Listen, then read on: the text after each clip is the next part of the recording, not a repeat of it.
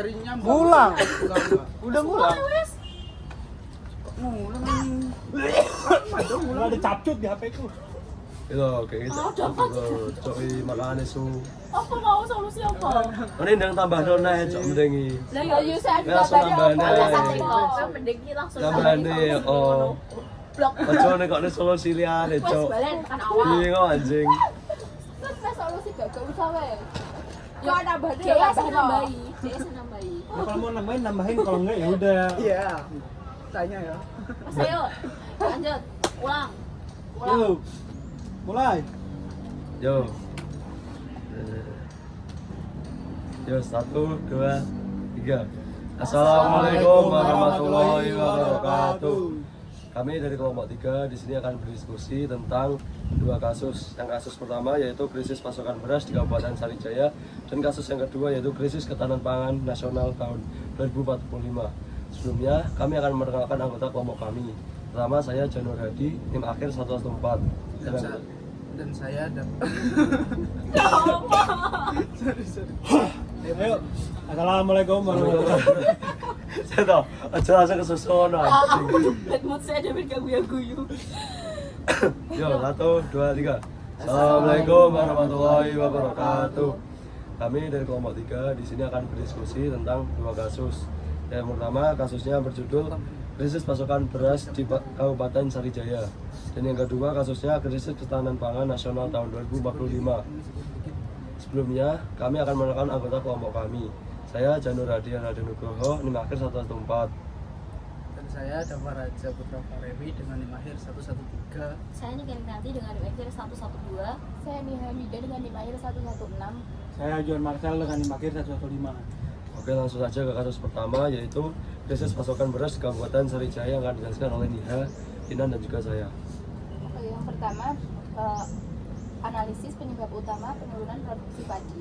Jadi hasil diskusi dari kami, menurut kami penurunan produksi padi 22% terutama disebabkan oleh musim kering yang lebih panjang dan curah hujan tidak menentu yang menghambat pertumbuhan padi. Serangan hama merek yang meningkat memperparah kerusakan tanaman.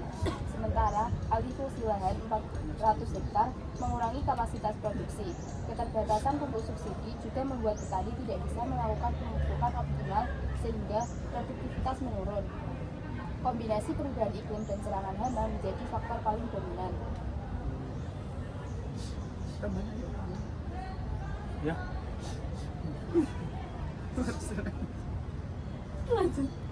Oke, lanjut.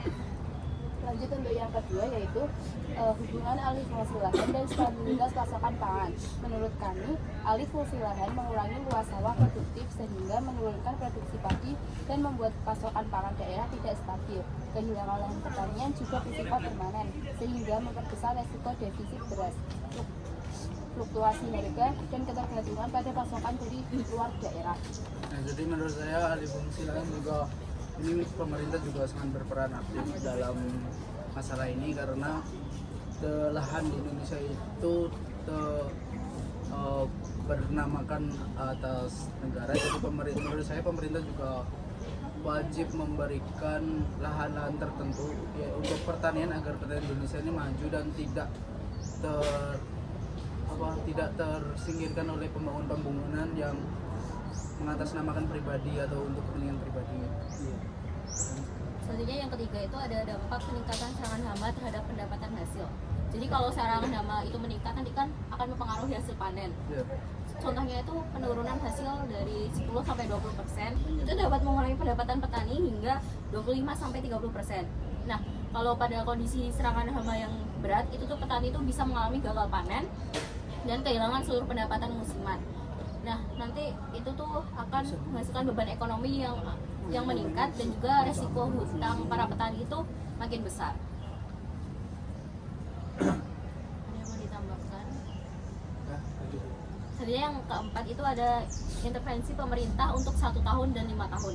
Yang untuk 1 tahun atau jangka pendek itu tuh ada pengendalian hama terbantu, distribusi pupuk subsidi yang lebih lancar, penanaman varietas padi yang cepat panen. Selanjutnya yang untuk 5 tahun atau jangka panjang itu ada pembangunan irigasi atau embung, terus varietas tahan iklim dan digitalisasi pertanian, lalu ada perlindungan lahan pertanian, penguatan koperasi, cadangan pangan, dan intensif usaha untuk tani. Ya, oke, saya setuju.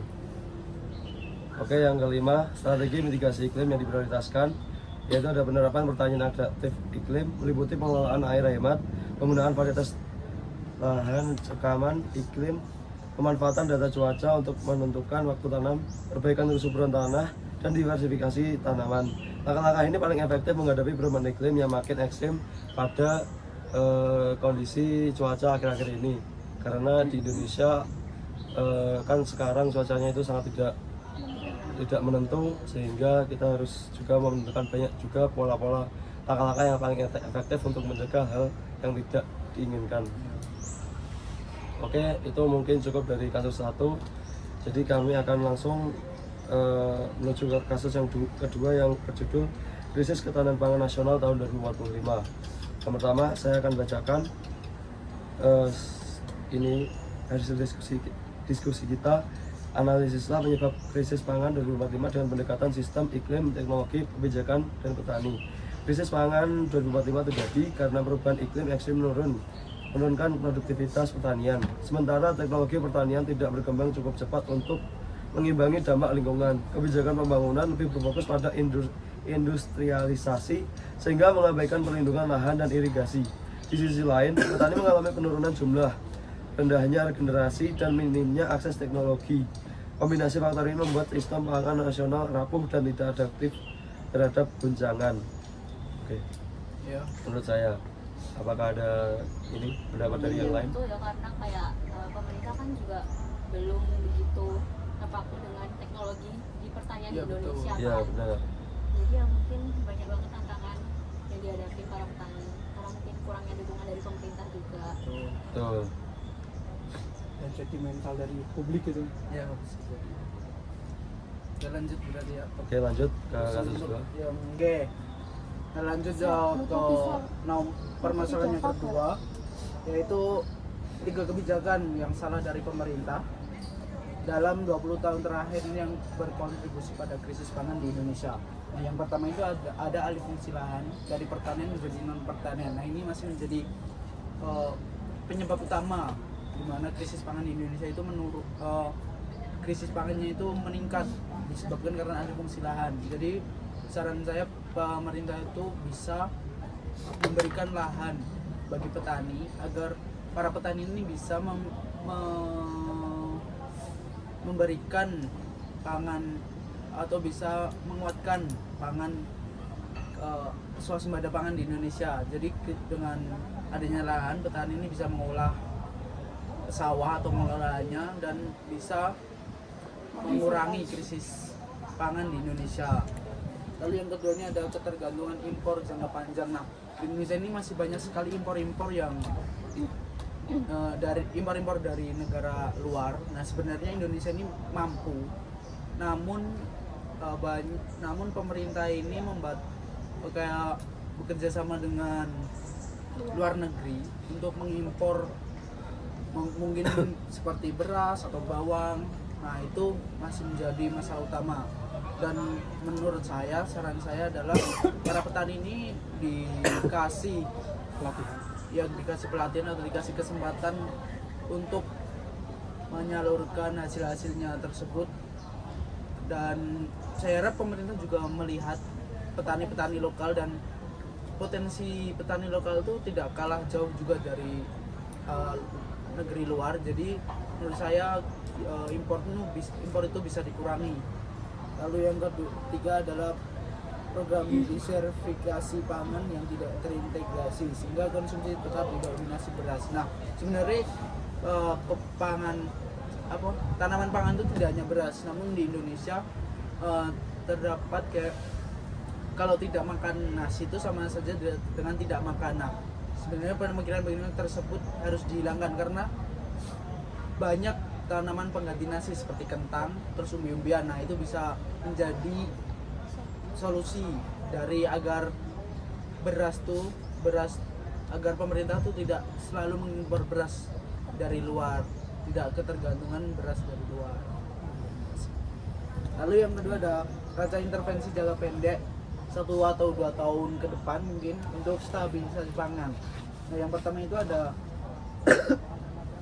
rehabilitasi cepat 45% irigasi rusak dan penyediaan pompa air darurat. Jadi apabila terjadi kemarau yang panjang, nah petani ini bisa memanfaatkan penyediaan pompa air. Nah, tentunya pemerintah juga ikut andil dalam masalah ini. Karena ya seperti yang kita ketahui banyak dari petani yang tidak memiliki dana sebesar itu untuk menyediakan pompa air. Jadi pemerintah mungkin bisa menyubsidi pompa-pompa agar pertanian Indonesia ini lebih maju. Lalu yang kedua ada distribusi benih adaptif iklim dan subsidi pupuk tepat sasaran. Nah, ini sangat penting agar petani-petani kecil atau petani-petani yang di daerah yang terpencil, nah ini bisa mendapatkan benih-benih yang unggul dan mendapatkan subsidi pupuk yang banyak. Jadi petani ini nggak kebingungan lah dalam mencari pupuk, dalam mencari benih, sehingga kegiatan pertanian ini di daerah terpencil sana bisa tercukupi. Lalu yang ketiga ada stabilisasi harga melalui cadangan beras pemerintah dan larangan alih fungsi lahan sementara. Nah, stabilisasi harga ini masih menjadi tantangan utama di Indonesia karena permainan harga di Indonesia ini sangatlah kacau ya. Nah, jadi apabila stok banyak maka harganya itu akan dipangkas sekecil mungkin. Jadi petani itu tidak mendapatkan keuntungan. Nah, menurut saya pemerintah harus kembali lagi ke pemerintah karena memberikan kebijakan yaitu stabilisasi di harga. Jadi apabila stok banyak maupun stok sedikit, maka harga dari beras mungkin atau dari hasil pertanian lain dapat stabil agar petani ini tidak mengalami kerugian yang banyak apabila nanti stoknya melimpah gitu. Terus ada dan larangan alih fungsi lahan juga. Nah, tadi juga sudah saya sampaikan bahwa alih fungsi lahan ini masih menjadi tantangan dalam pertanian di Indonesia. Ini cukup dari situ. Nah, ada tambahan? Oke, lanjut aja. Oke, selanjutnya tadi teman saya sudah membicarakan tentang intervensi jangka pendek. Intervensi jangka pendek 1-2 tahun. Selanjutnya saya akan tentang rancangan strategi jangka panjang 10-20 tahun untuk mewujudkan Indonesia tahan pangan. Yang pertama yang pasti itu penerapan teknologi pertanian presisi skala nasional. Ini tuh maksudnya teknologinya itu tidak hanya sekedar di beberapa daerah, tapi harus merata lah. Ya, betul. Contohnya simpelnya itu dari perkotaan ke desa lah. Yang masih di satu provinsi yang sama tapi ada kesenjangan teknologi yang sangat besar gitu. Terus selanjutnya itu kita harus disertifikasi pangan lokal berbasis sagu, jagung, sorghum, dan umbi. Ini tuh maksudnya contohnya kayak saudara kita yang di Papua, di situ kan banyak sekali kayak sagu. Ya, betul. Tapi gara-gara Indonesia ini sekarang pola pikirnya makanan itu wajib nasi. Jadi kebanyakan sekarang harus nomor satunya nasi. Jadi bisalah kita membiasakan kayak makanan lokal kita. Misalnya contoh di Papua sagu, daerah mana lagi kayak yang jagung itu. Ya, daerah Gunung Kidul. Ya. Jagung. Dan mungkin yang daerah-daerah yang dataran rendah itu umbi-umbian ya kan? Betul. Nah, lebih baik kayak gitu aja, jangan apa-apa harus nasi. Betul. Selanjutnya itu ada perlindungan lahan pangan berkelanjutan dan pembangunan sistem irigasi modern. Ya ini mungkin hampir sama ya kayak pendapat teman saya, yang kita tuh harus irigasi modern itu harus kita gunakan, harus kita kembangkan lagi supaya tidak ada kekeringan di suatu daerah gitu. Dan kita juga harus melihat kayak perlindungan pangan ini di daerah itu apakah masih kuat atau tidak. Jadi pemerintah harus membuat lah, mensupport dan membuat program yang bagus lah.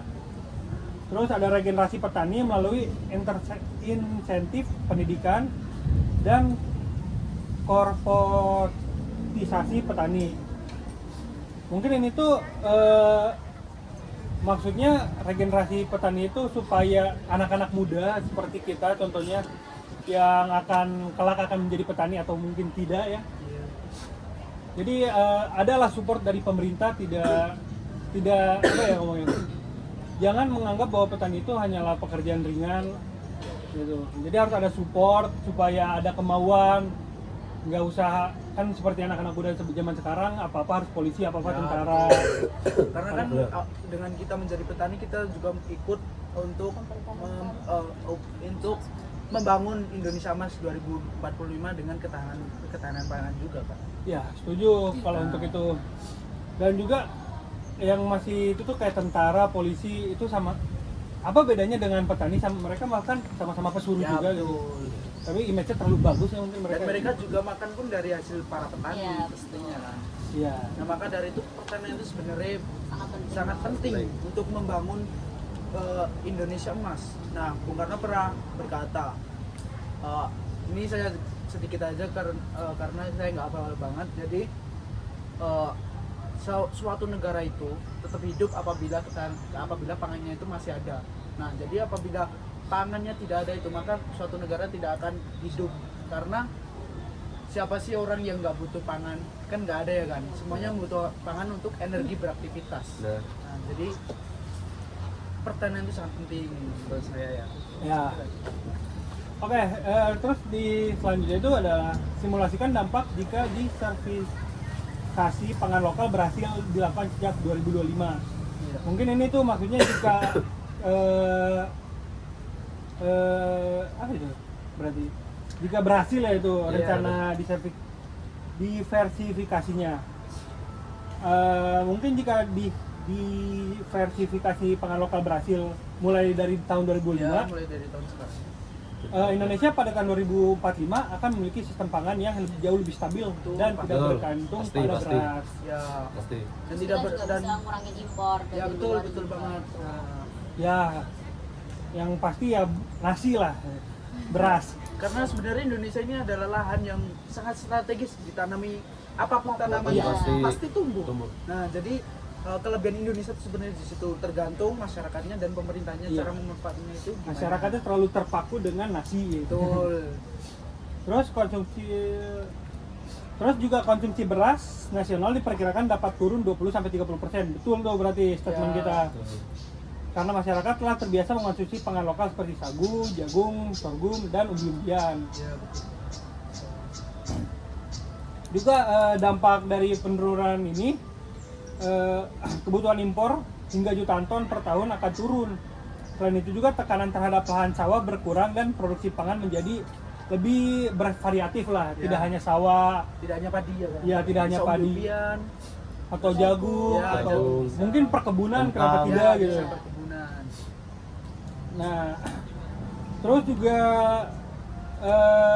akan membuat Indonesia lebih tahan terhadap guncangan pangan global. Karena kita tahu ya, Indonesia ini termasuk yang mempunyai tanah yang subur lah ya. Tapi kenapa kita bukan jadi salah satu lumbung dunia harusnya gitu? Ya, seharusnya gitu, tapi ya karena ya balik lagi ke peran antar pemerintah dan masyarakat ini harus sama, harus seimbang. Jadi pemerintah juga mensupport para petani, nah petani juga menjalankan dan mengembalikan kayak hasil-hasilnya itu dikasih ke para masyarakat di Indonesia. Jadi biar bisa saling menguntungkan antara masyarakat dan pemerintah. Iya. Oke, selanjutnya bagaimana peran teknologi pertanian presisi dalam penyelamatan produksi pangan? Teknologi pertanian presisi memungkinkan penghematan air, pupuk, dan pestisida melalui pemantauan real time, melalui drone, sensor, dan AI yang dapat meningkatkan efisiensi lahan dan produktivitas hingga 20-40%. Mungkin di Indonesia belum ada ya. Masih minimal. Iya. Nah, itu masih menjadi tantangan sebenarnya bagi petani-petani modern seperti kita. Nah, kita kan juga kayak nantinya juga akan masuk ke dalam pertanian ya kan. Iya. Nah, jadi gimana caranya kita sebagai anak muda tuh bisa mengembangkan pertanian modern di Indonesia itu agar Indonesia tuh tidak kalah teknologinya dari negara-negara maju atau negara-negara tetangga. Betul sekali. Karena kalau misalnya kita menggunakan teknologi itu 20-40% itu akan penghasilan kita tuh 20-40% akan meningkat, lebih Ya, meningkat. betul. Dan waktu yang dibutuhkan itu tidak terlalu lama. Bisa kayak dengan pertanian modern tuh kita bisa menghemat energi, menghemat SDM, Buat waktu. menghemat waktu, dan lebih efisien juga. Jadi pertanian modern ini sangat penting untuk memajukan pertanian di Indonesia. Ya, dan juga ada manfaat lainnya selain kita produktivitasnya meningkat. Betul. Kita juga bisa hitungannya apa ya, menghindari banyak kecelakaan seperti kecelakaannya itu seperti hama, penyakit, Bisa dideteksi lebih awal. ya deteksi lebih awal. Jadi tidak akan ada penurunan Ya, yang betul. drastis. Iya. Pastinya kayak harga tidak akan melonjak tinggi atau menurun drastis. Ya, Karena bisa- kita dengan teknologi itu semua sudah terbaca lah. ya bisa terbaca. Ya, begitu Oke, mungkin mungkin- ya dari saya. Ya. Oke, mungkin sudah selesai semua ya. Ya. Oke. Cukup sekian Cukup diskusi sekian. kali ini. Bila ada kurangnya, Mohon maaf. wassalamualaikum Warahmatullahi wabarakatuh.